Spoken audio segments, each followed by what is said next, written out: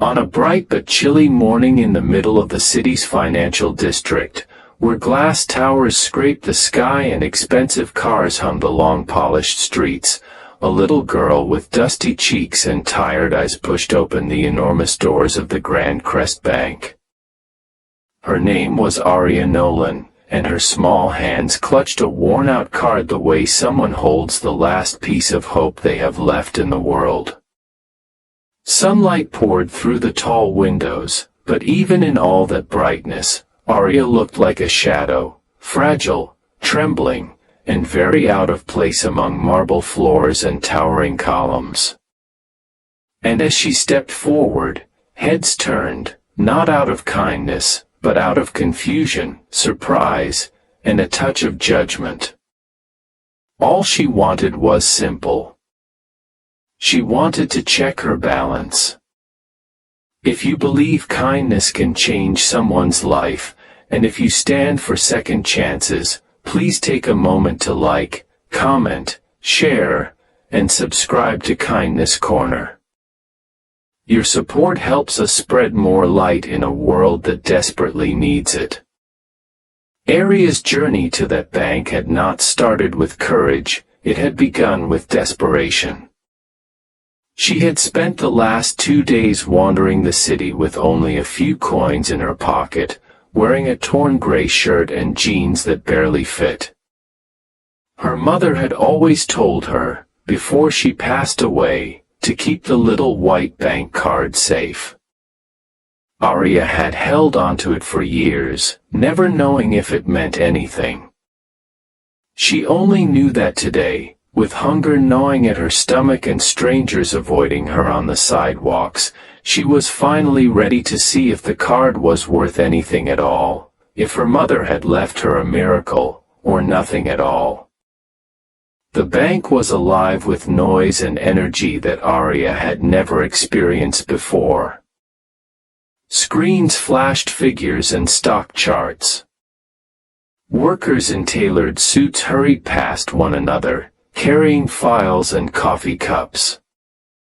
Phones rang constantly. Every corner glowed with wealth.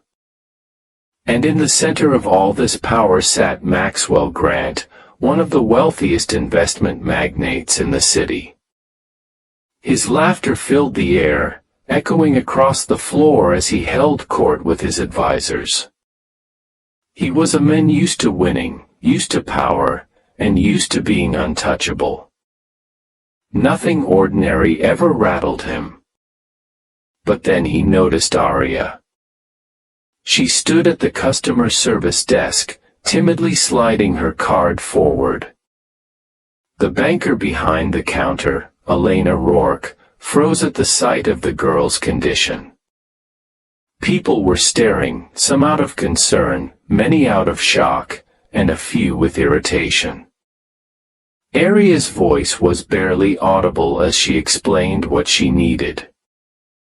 Elena offered her a soft smile and guided her gently toward Maxwell's section, because his exclusive terminal could access deeper archives of old accounts.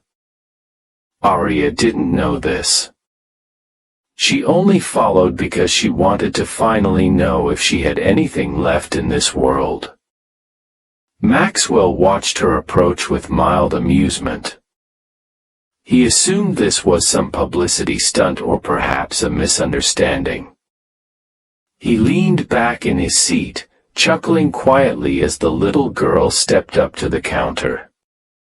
With a quick motion, she handed him the card, an old, faded debit card that had seen better years. Maxwell shook his head at the absurdity of it all. A billionaire being asked to check a homeless child's bank balance. The situation was so surreal that he couldn't help the smirk growing on his face. But Aria wasn't laughing. Her hands were shaking. Her eyes darted nervously around the large room, absorbing every judgmental stare. She just wanted answers, just one moment of truth. The room seemed to hush as Maxwell inserted the card into the screen. Then everything changed. Maxwell's smile fell instantly. His eyebrows slowly drew together. He leaned forward, rereading the digits on the screen as if they might rearrange themselves into something more believable. His advisor stepped closer, their faces shifting from curiosity to shock. Elena held her breath. The balance on the screen wasn't empty. It wasn't small. It wasn't normal for someone like Arya. It was enormous. Arya's mother had once worked at a small community center where she met a kind-hearted entrepreneur named Victor Hale. He was childless, aging, and grateful to Arya's mother for caring for him in his final months. Without Arya or her mother knowing, Victor had created a trust fund in Arya's name, a fund that grew year by year, untouched, accumulating interest and investments that Victor had set to continue even after his passing. He had hoped, one day, that Arya would find her way to it when she needed it the most. And today was that day. Maxwell stared at the figure, realizing that the girl standing in front of him was not just a child in need, she was one of the wealthiest individuals he had ever encountered. Wealth that she herself didn't even know existed.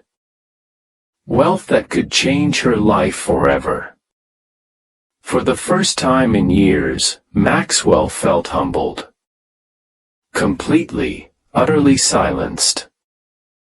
The girl he had laughed at was now the owner of a fortune that outclassed even some of his clients.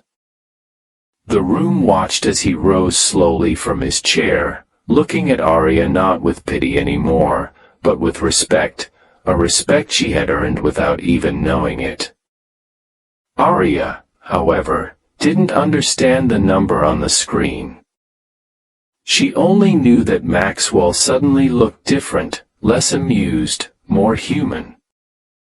Elena crouched beside her and explained softly what the truth was. As the words washed over Arya, her lips parted in disbelief. Tears welled in her eyes. She wasn't alone anymore. She wasn't helpless. Her mother had left her something far more powerful than she ever imagined: security, hope, and a chance at a future. People in the bank whispered, stunned by what they had just witnessed. Maxwell, famous for his arrogance, was now gently helping Arya gather her things.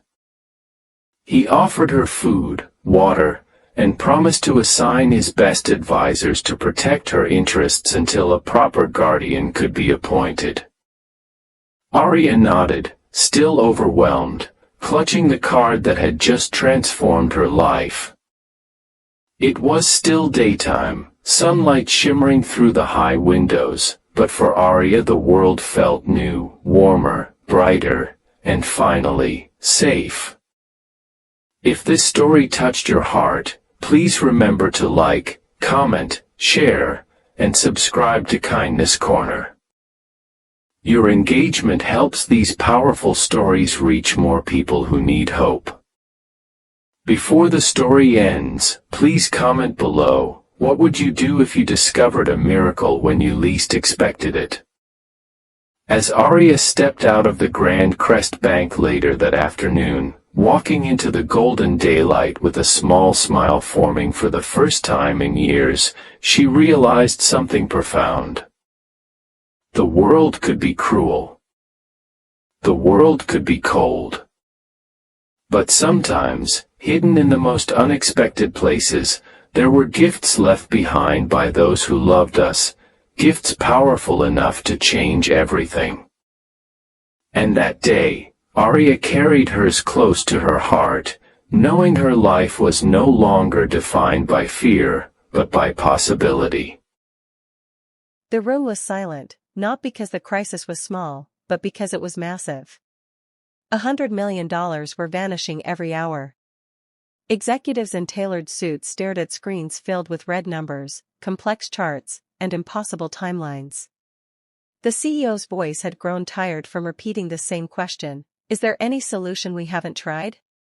No one answered, because everyone believed the answer was no. In the corner of the room stood a man no one noticed. A single father.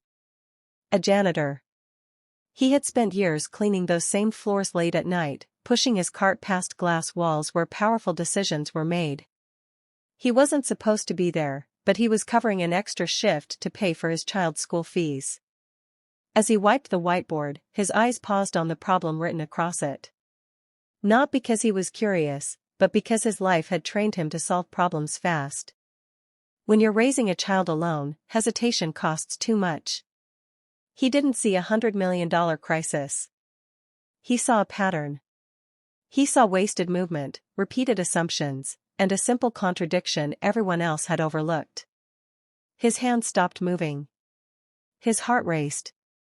He knew the risk of speaking up, but he also knew the cost of staying silent. With a quiet voice, he said, "Sir, what if the problem isn't here, but here?" He pointed to a single line no one had questioned all day. The room froze. Some executives turned, annoyed.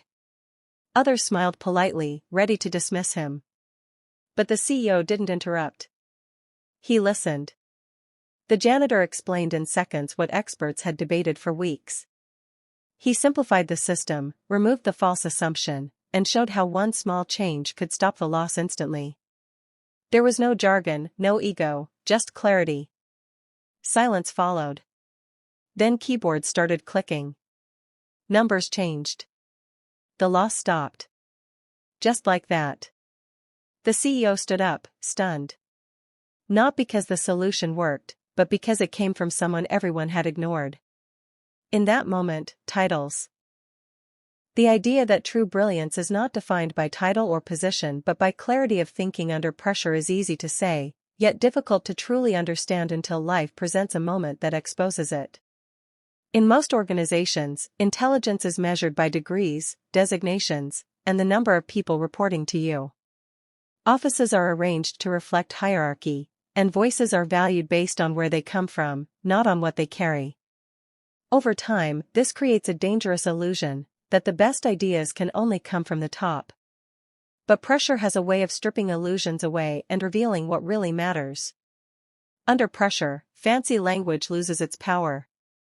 Long meetings, complex slides, and impressive titles suddenly become useless if they cannot produce clarity. A real crisis does not ask who you are, it asks what you can see. The ability to stay calm, recognize patterns, and question assumptions becomes far more valuable than experience alone. People who live with constant responsibility, those who cannot afford mistakes, often develop this skill naturally. Their lives train them to think simply, quickly, and practically. They don't have the luxury of overthinking because real consequences are always waiting. Clarity of thinking is not about knowing more information, it is about knowing what information matters. Many intelligent people fail in critical moments because they drown in details. They try to protect their image, their position, or their past decisions. Pressure exposes this weakness. When fear of being wrong becomes stronger than the desire to solve the problem, progress stops. In contrast, someone with nothing to prove and everything to solve can see the solution clearly. Their focus is not on reputation but on results. Titles often create distance from reality. The higher someone rises, the more filtered their view becomes. Reports are polished, mistakes are softened, and uncomfortable truths are delayed. Over time, leaders may lose direct contact.